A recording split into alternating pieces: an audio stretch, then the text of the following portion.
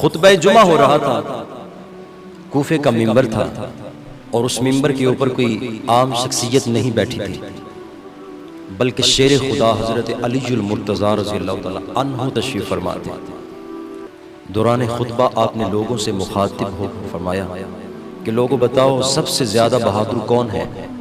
تو لوگوں نے کہا کہ زمانہ شاہد ہے، دنیا گواہ ہے کہ اے علی آپ سے بڑھ کے کوئی بہادر ہے ہی نہیں۔ تو حضرت علی پاک رضی اللہ تعالیٰ عنہ کی آنکھوں سے آنسو نکل آئے۔ آپ فرماتے ہیں کہ تمہیں تو پتہ ہی نہیں، آؤ میں بتاتا ہوں کہ بہادر کون ہے۔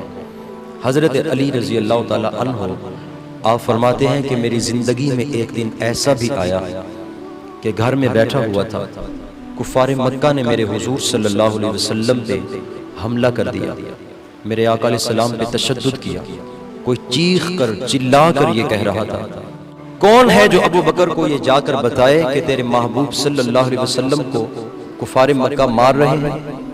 حضرت علی رضی اللہ تعالیٰ عنہ فرماتے ہیں اتنی آواز میرے کانوں میں پڑی۔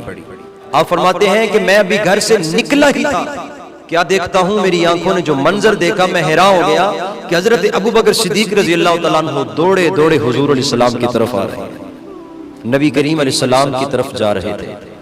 انداز یہ تھا پاؤں میں جوتا تک نہیں، سر پہ ٹوپی نہیں تھی، تینوں لب دیاں آپ گواچی سانو اپنی خبر ہی نہ کوئی۔ آپ فرماتے ہیں کہ حضرت ابو بکر صدیق کافروں کو مارتے جاتے ہیں اور گراتے جاتے ہیں۔ جب دیکھا کہ کافر باز نہیں آ رہے تو نبی کریم علیہ السلام کے جسم مبارک پہ حضرت ابو بکر صدیق لیٹ گئے۔ بڑا مشکل ہوتا ہے کبھی کسی کے لیے مارے کھانا، میٹھا کھانا ہی سنت نہیں ہوتا بھائیو، کبھی کبھی دین کے لیے مار کھانا بھی تو سنت ہے نا۔ تو فرماتے ہیں کہ حضرت ابو بکر اوپر لیٹ گئے، نبی پاک کے حصے کی حضرت ابو بکر نے مار کھائی۔ کفار مکہ نے حضرت ابو بکر کو اتنا مارا کہ بالآخر آپ بے ہوش ہو گئے۔ قبیلہ قریش کے لوگ بھی وہاں موقع پہ پہنچ چکے تھے اور انہوں نے آ کر کفار مکہ سے کہا کہ اے کفار مکہ، اگر ابو بکر کو کچھ ہوا تو تمہیں اس کا بدلہ دینا پڑے گا۔ جب شام کا اندھیرا چھا گیا، آپ کی والدہ کہتی ہیں کہ میں اپنے بیٹے ابو بکر کے پاس بیٹھی رہی اور اپنے پتر کے زخموں کو دھوتی رہی اور ساتھ ساتھ روتی رہی کہ میرے ابو بکر کا حال کیا بن گیا۔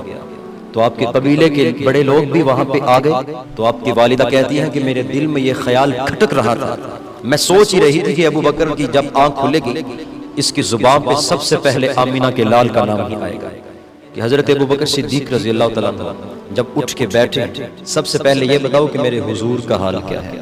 تو ماں کہنے لگی ابو بکر ابھی وقت نہیں ہے، تھوڑا سا ٹھہر جا، تھوڑا سا انتظار کر لے، ابھی تو مشکل سے تجھے ہوش آیا ہے۔ ابو بکر بعد میں اپنے آقا کا نام لے لینا، یہ برادری ہمیں چھوڑ کے چلی جائے گی۔ حضرت ابو بکر رضی اللہ تعالیٰ عنہ کہنے لگے کہ ماں کوئی چھوڑتا ہے تو چھوڑ جائے، کسی نے بیٹھنا ہے تو بیٹھے، جانا ہے تو جائے، میں اٹھوں گا تو اپنے آقا کا نام لوں گا، بیٹھوں گا تو اپنے آقا کا نام لوں گا۔ کی محمد سے وفا تو نے تو ہم تیرے ہیں، یہ جہاں چیز ہے کیا لوح و قلم تیرے ہیں۔